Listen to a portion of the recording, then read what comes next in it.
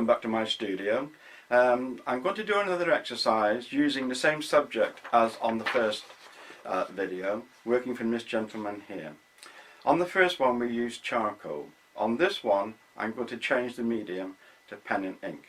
It's also an opportunity to learn the basic techniques not only of pen and ink but also of watercolour. And I intend to do another exercise using watercolour and hopefully a third one using acrylics. Okay, so in a few moments we'll make a start and I hope you enjoy it.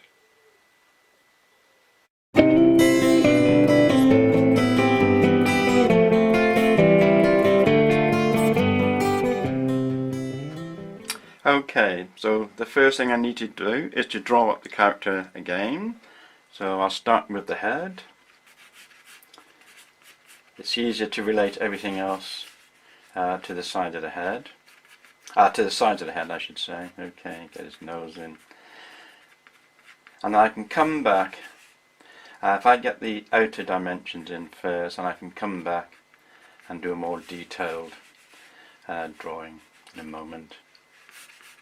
Get his ear in, his eye, his hat. To save time, I'm trusting my eye rather than doing any measuring, such as taking the head as a unit of measurement and so forth. I'll perhaps return to that at a later date for those who need a refreshing on the measuring. But at the moment I'm just going to trust my eye. Okay, so now I've got the head in, it makes life easier to rest.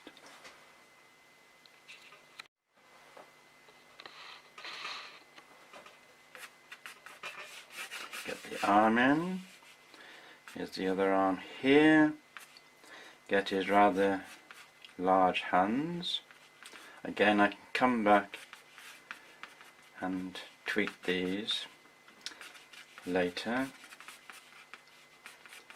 Then we come down to the bottom of his raincoat, down to the midriff. And as I said, I'm doing my version of this gentleman and not copying it as we might from a photograph or do a photographic version. I'm aware that the proportions may not be strictly there, but it's a pen and ink exercise aimed at introducing you to the basics of it. So as I said, that's fine for the moment. I can come back and tweak later, but as a working drawing I think that's sufficient, and in a moment I can start the ink process. Okay, regarding materials, I use cheap synthetic brushes when using ink. I don't use them for watercolour. I keep a different set of brushes, but a set of cheap synthetic ones are sufficient. The danger is that if you use these for watercolour, grains of ink can catch in the bristles and transfers to your watercolour. So a cheap set is ideal. I'm going to do the mixing in here in a moment. Further materials obviously is you need a container or containers, one for clean water and one for washing the brushes. Also masking fluid. I'm not going to use it on this occasion, but it's used again with this medium and also with watercolour as well, masking fluid. In other words, I can protect what's ever underneath the ink, such as the paper or indeed watercolour. It might be another colour, whatever. You apply the masking fluid, you can quite happily paint over it. Once it's all dry you can peel it off and reveal what's underneath. The other alternative is white gouache or indeed white acrylic. When I've then completed the ink drawing, or again the watercolour, to put some highlights in, I can use the white gouache. If I remember, I'll perhaps use it on this occasion. A pipette. We need the pipette to measure out the water into the wells. If you try to use a jar, you end up spilling it. So I'll make a start with the clean water. Another tip is ensure you squeeze out enough water to do the whole painting. It is very, very difficult with ink and watercolour to go back and remix the same value or indeed the same colour. It's very difficult. Okay, as you can see here, I'm mixing up two values really at the moment. So another dose of paper, water I should say. There we go. Will be sufficient for this exercise. But I can't stress enough, do make sure you measure out enough water. The other piece of equipment which I didn't mention is a calligraphy pen to do some linear work, or if you prefer a fine liner. In the absence of those, you could use a very thin brush. Okay. Regarding the ink, it's black. I'm using here Indian ink, as you can see, but you can also use calligraphy ink, quick ink or whatever. Okay, but it's best to use the black. You do have a further choice of coloured inks, but more of that possibly later videos. If you're doing a similar exercise in watercolour, use one colour, such as a Payne's grey or a deep blue. You wouldn't use a light colour, such as a yellow. Then, to avoid spillage, I put the neat ink into there, and you can see, make sure you put them out in a correct choice. Light tone, mid tone, and then straight from the pot.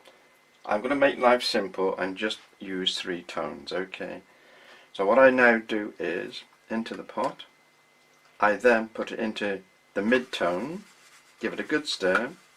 Okay, then into the light tone. Good. And of course now we have to do a test to ensure that we get the right tones.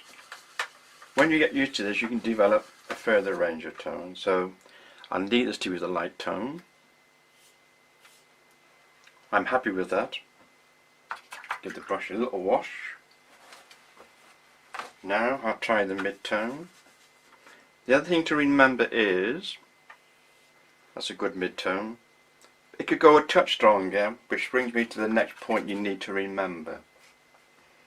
Is you apply the ink, or indeed watercolour, and it can seem very dark when you apply it, but as you see here, it will lighten, sometimes as much as 50%. So be aware of that. It can look very dark and dramatic when you first put it down. I'll take a chance to go over the top of there. I think I'd be okay, but as you saw there, you can apply another tone on top of a lighter tone. So the process has to work from light to dark. And just to show you, this is now straight from the inkwell, and that's the darkest tone. It's when we add the darkest tone that you get the real drama. Very quickly, I'm going to show you now the 2 main techniques, both watercolour and indeed pen and ink. I'm going to wet into wet. Here we go. Dampen the paper, and there is a difference between dampening it and saturating it. I'll go for the mid-tone, and you will get used as to when to put the medium down. The other tip is this: don't just press on the brush as we normally do, because you'll release all the paint or the ink at that point. You very, very gently touch the paper and apply pressure as you go across. That way you get a more even distribution of the ink. Once again, overlap slightly, apply very little pressure, apply it as you go across. Do not go back and fiddle. That's when it can get messy very quickly. Once more, very lightly touching the paper, apply pressure as you go across and lift off. That's becoming dry already, but you will get a very even distribution of the medium. I could tilt this a little bit for it to run back as well, but I'll leave it on this occasion. Now I will go to the mid-tone once again, and this will be wet onto dry. Gently touch the paper, stroke the brush, lift off. Underneath, overlapping a touch, down, apply, lift off. And again, you will get an even distribution of the medium. As you can see, we need both. Here we got hard edges because that's the ink applied to dry paper. Here it was damp, so you see you get soft edges, and it is a combination of both. Right, that's the test done. Oh, just before I finish, as I said earlier, you can work dark onto light.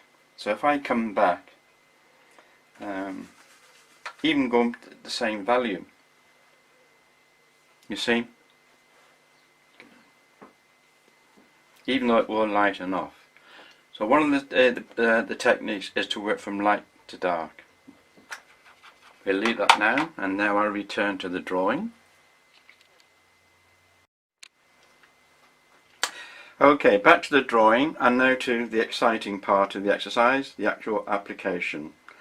I'm going to work on this occasion with the light tone first and then building up. Okay, so I'm going to do a lot of, well, say a lot, wet onto damp, so I can quickly wet the whole of the image. I'll do that quite quickly.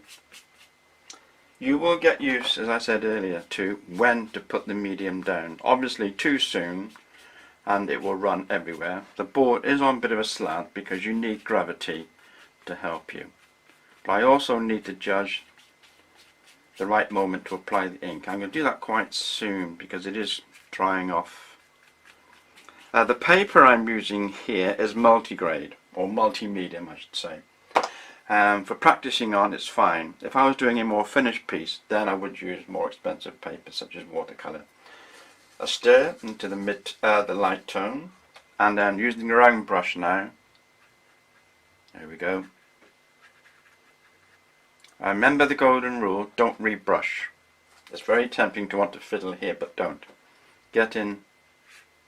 As you can see, you can work quite quickly.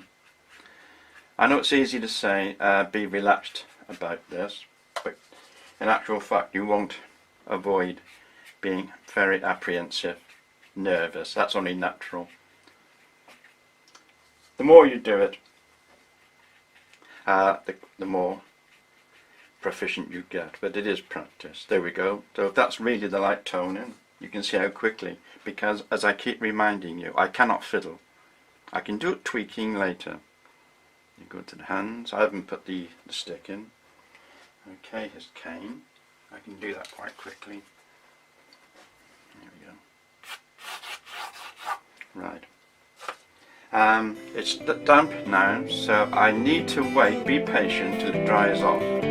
What I'm going to do is take the hairdryer to it.